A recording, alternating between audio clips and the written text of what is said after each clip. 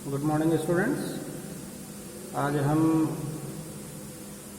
Geography में chapter number 7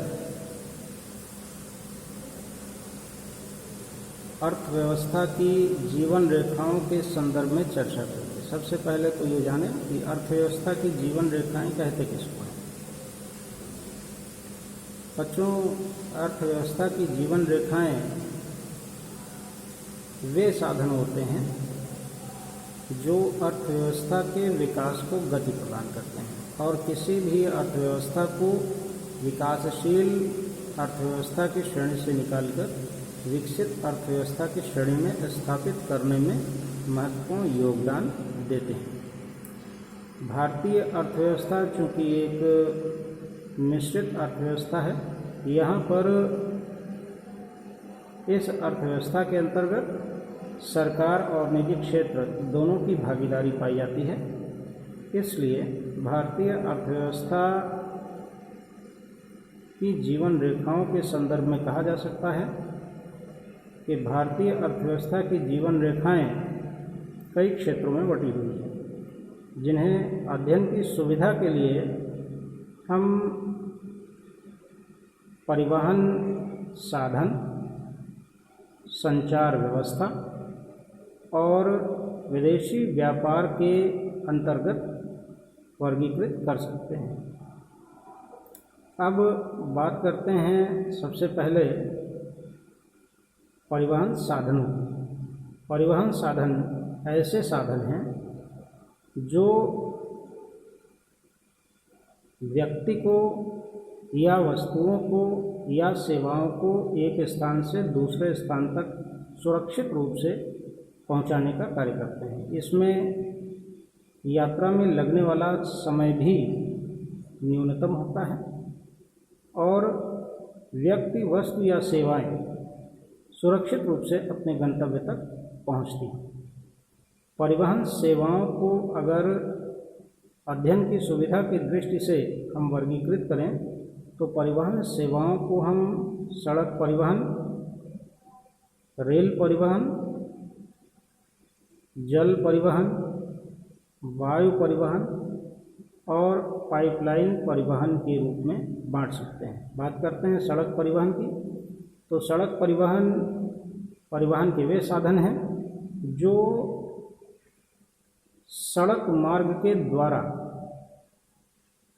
व्यक्ति, वस्तु या सेवाओं को एक स्थान से दूसरे स्थान तक ले आने और ले जाने का कार्य करते हैं। सड़क परिवहन के साधनों में मुख्य रूप से बसें, ट्रकें, कारें, मोटरसाइकिल, बाइक्स, स्कूटर्स और टांगे, बैलगाड़ियाँ आदि माने जाते हैं। बात करते हैं रेल परिवहन की। रेल परिवहन आधुनिक युग के परिवहन का एक प्रमुख साधन है। रेल परिवहन लोहे की पटरियों के माध्यम से रेलगाड़ियों का परिचालन करता है और रेलगाड़ियों के माध्यम से वस्तुओं, सेवाओं और व्यक्तियों को एक स्थान से दूसरे स्थान तक सुरक्षित रूप से पहुंचाता है। रेल परिवहन का एक सस्ता और सरल माध्यम माना जाता है। बात करते हैं वायु परिवहन की। वायु परिवहन आधुनिक युग का सबसे नवीनतम परिवहन का साधन है। यह परिवहन का सबसे महंगा साधन है और वायु मार्ग के द्वारा बहुत ही कम समय में सुरक्षित रूप से वस्तुओं, सेवाओं और व्यक्तियों को एक स्थान से दूसरे स्थान तक पहुंचाने का कार्य करता है। बात करते हैं पाइपलाइन परिवहन की, तो पाइपलाइन परिवहन का ऐसा साधन है जो अपने आप में एक नवीनतम साधन है। इसके द्वारा खनिज तेल और प्राकृतिक गैस को उसके उत्खनन स्थल से उसके गंतव्य स्थल तक पहुंचाने में महत्वपूर्ण भूमिका अदा करती है। पाइपलाइन परिवहन का एक नवीनतम और सुरक्षित साधन है जो खनिज पदार्थों को सुरक्षित रूप से एक स्थान से दूसरे स्थान तक पहुंचाने में सहायता करती है। अब बात करते हैं संचार सेवाओं की। तो संचार सेवाएं मुख्य रूप से दो प्रकार की हैं। पहला है प्रिंट संचार सेवा या मुद्रित संचार सेवाएं। मुद्रित संचार सेवाओं में सबसे पहले अखबार आते हैं, पत्रिकाएं आती हैं, पत्र आते हैं, डाक व्यवस्था आती है, तार व्यवस्था आती है। जबकि इलेक्ट्रॉनिक संचार माध्यमों के अंतर्गत सबसे पहले रेडियो का आविष्कार हुआ, रेडियो के बाद टेलीविज़न का आविष्कार हुआ, टेलीविज़न के बाद टेलीफोन का आविष्कार हुआ, टेलीफोन के बाद मोबाइल का आविष्कार हुआ, मोबाइल के बाद कंप्यूटर, कंप्यूटर के बाद इंटरनेट। आज के समय में संचार के इलेक्ट्रॉनिक माध्यम माने जाते हैं। अब बात करते हैं अंतर्राष्ट्रीय व्यापार की। तो अंतर्राष्ट्रीय व्यापार के अंतर्गत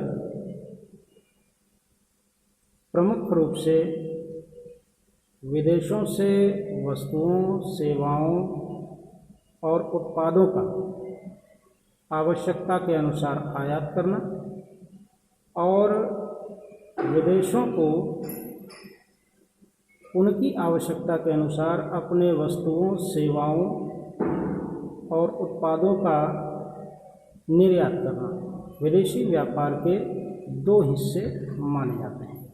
विदेशी व्यापार के अंतर्गत आयात और निर्यात के माध्यम से देश की अर्थव्यवस्था को गति मिलती है।